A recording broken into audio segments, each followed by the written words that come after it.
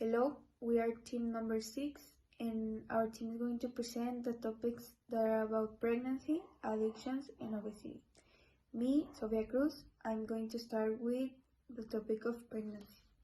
So according to the 2019 report of prevention of teenage pregnancy carried out in Nuevo León, the percentage of adolescents pregnancies in the state is about 15.5%. Of all these teenage pregnancies in the state, 64% are among women between 18 and 19 years old. According to the World Health Organization, complications during pregnancy and childbirth are the second leading cause of death worldwide for young women between 15 and 19 years of age. This in turn may involve other risk factors for adolescent mothers, such as illegal abortions, psychological violence due to abandonment, child abuse, social regression of the mother, school dropout, and multiple health problems for both the mother and the baby. In Latin America, the number of pregnancies is increasing, which indicates that something is failing in the education system about sexuality and reproductive health management at the early age. In most of the cases, mothers face complications such as pre-epilepsia and epilepsy. Pre-epilepsy refers to the increase of blood pressure during pregnancy or the delivery of the baby. This is directly affecting the brain, kidneys, lungs, and the heart. And epilepsy is a complication of pre-epilepsy, where seizures occur during labor, which can lead to neurological damage. Hello, my name is Lucia and I'm going to start talking about addictions in social networks. First of all, what will our lives will be without internet or social network? They are fundamental to keep us informed, creating a strategic alliance to become millionaires by making videos, and even find the perfect partner with only a swipe of a finger. With all of this, we can say that we are the happiest generation, that everything you want to search, look, you can find them in social network. In the case of social media, human feelings are used as a motivating force, like pleasure, hope, terror, indignation, social acceptance, and the most powerful of all, the fear of social rejection. Social networks can persuade us to react to posts or even post things that in maybe in 10 years will make us very embarrassed.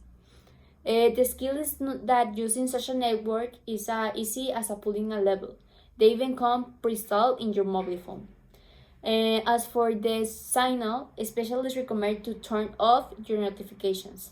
An emotion that is related to checking every day or every time your notification can be positive, but also reinforcement, outrageous, hopeful, frightening, or even nothing. Hi, my name is Diego, and I'm gonna talk about addictions. Addiction is basically like an habit that affects psychological, physical, and in social aspects also. And addictions are obviously bad.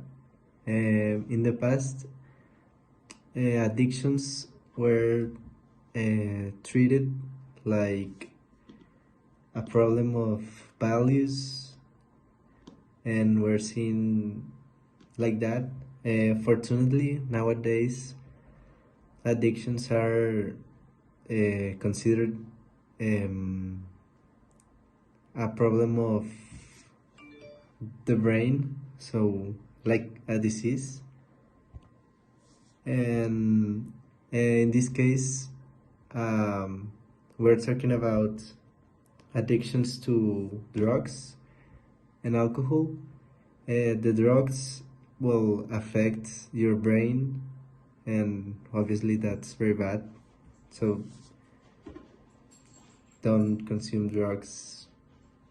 And alcohol, well, is the same. If you're addicted to alcohol, it could be very bad for your health. Hi, my name is Marcelo Garcia and I'll be talking about the obesity.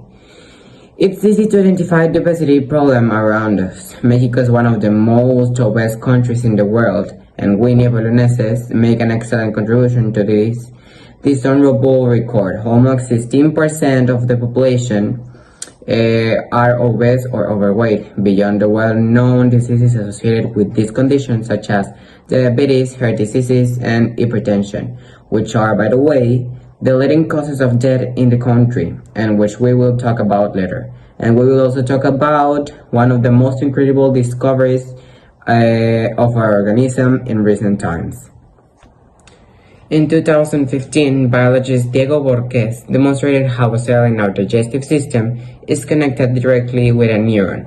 5 years later, Borges' research team managed to manipulate the decisions of a tiny mouse through its digestive system.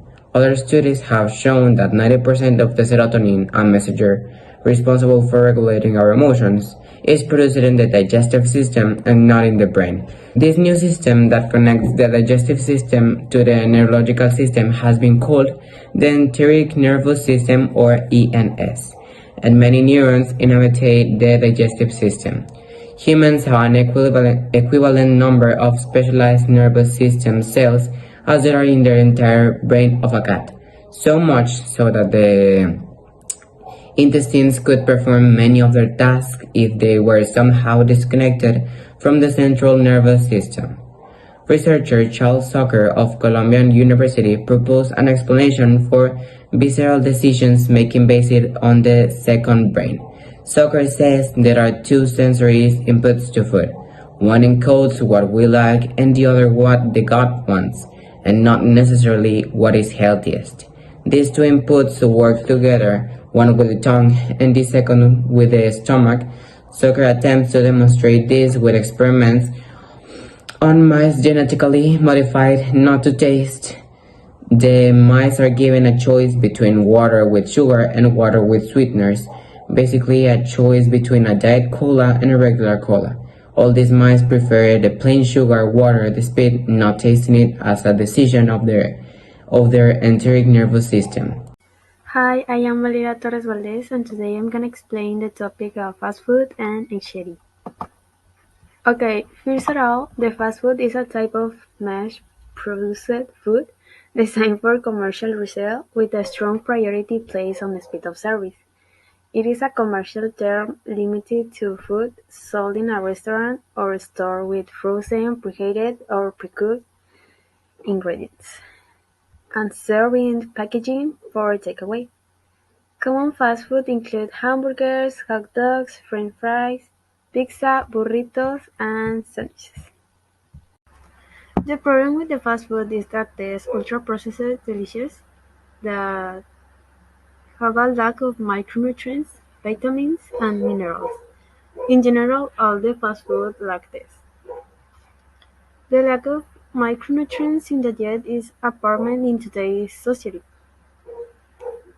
A diet lacking in micronutrients influence the mental health of the population, especially when it comes to anxiety, irritability, explosive anger, and unstable moods, all of which are recognized as the new mental disorders or psychological illnesses of our age. Scientists point out that to sustain a healthy brain metabolism and to guarantee the production of enough serotonin, our brains require at least 30 micronutrients found mainly in grains and legumes that are two foods that are hardly consumed here in Nuevo León. And next, in the adolescent diet is characterized by high consumption of sugar or sugary drinks, long periods of caloric deprivation, and high concentration of carbohydrates and fat. The problem is that biological changes demand increased micronutrients for healthy development. So we show up legumes, vegetable fats, fat-free meat, fruit, fruits, and vegetables, avoiding as much as possible the sugary and carbohydrate drinks. Nothing you not hear before. The challenge will be master your brain, recount your bad habits, and nourish your body the right way. Thank you.